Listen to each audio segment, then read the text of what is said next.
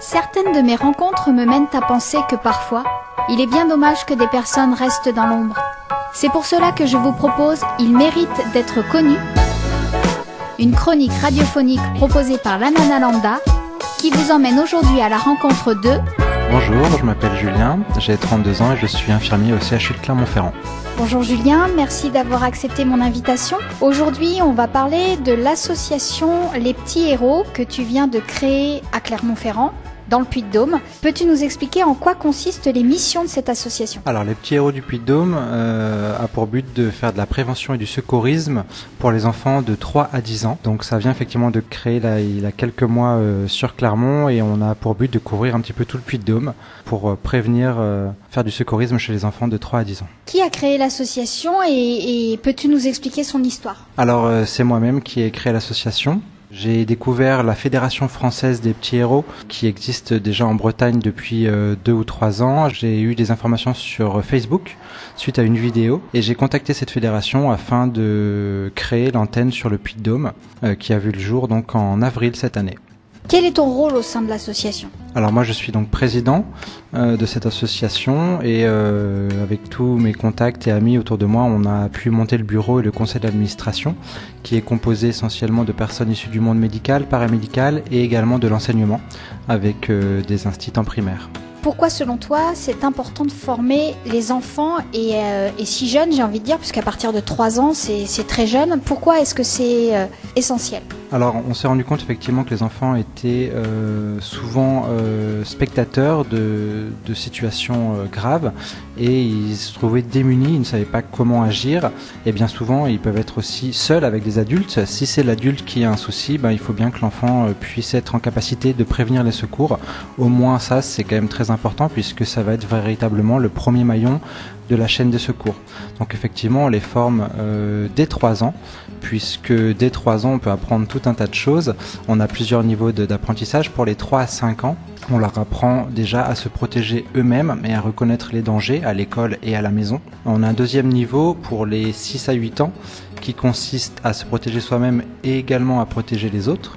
Et puis également donc à savoir passer un message structuré pour les secours, en sachant décrire la situation, décrire où ils sont et suivre des consignes qui sont données par les secours.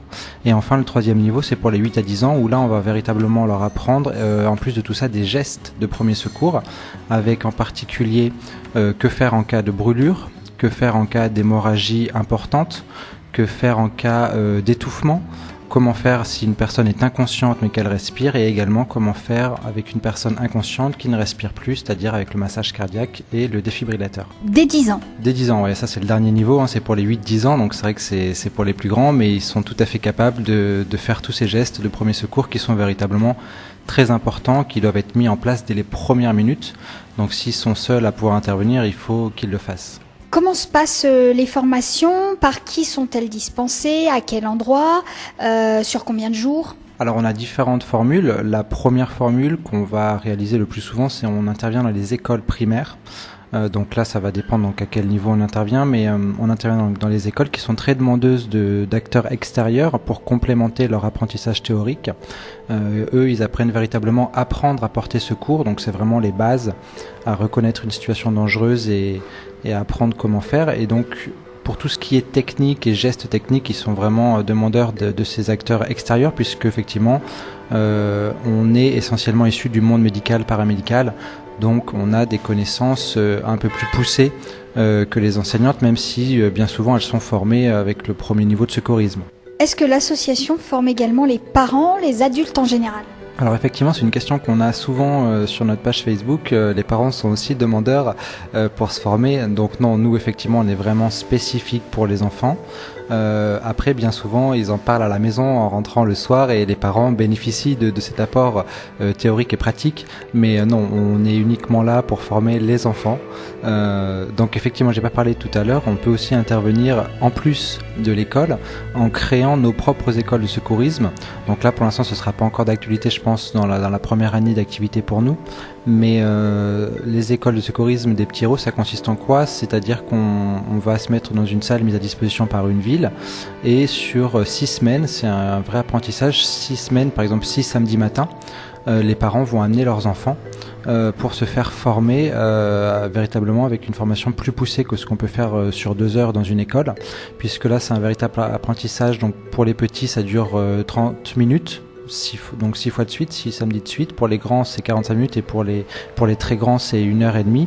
6 samedis de suite. Donc effectivement, c'est un véritable apprentissage très complet et à la fin, ils ont un diplôme de secourisme des petits héros. Est-ce que tu penses qu'une fois que ces gestes sont acquis, ils restent en tête ou est-ce qu'il faut quelques piqûres de rappel de temps en temps ? Ce qu'on dit vraiment pour commencer, c'est qu'on n'apprend pas des gestes qui sauvent, comme on l'entend partout. Ce ne sont pas des gestes qui sauvent, mais bien des gestes qui peuvent sauver, puisqu'effectivement, l'enfant, il faut dédramatiser, il va faire ce qu'il peut, mais il n'est pas là pour sauver tout le monde. Certes, ce sera un petit héros à la suite de ses formations, mais il faut dédramatiser.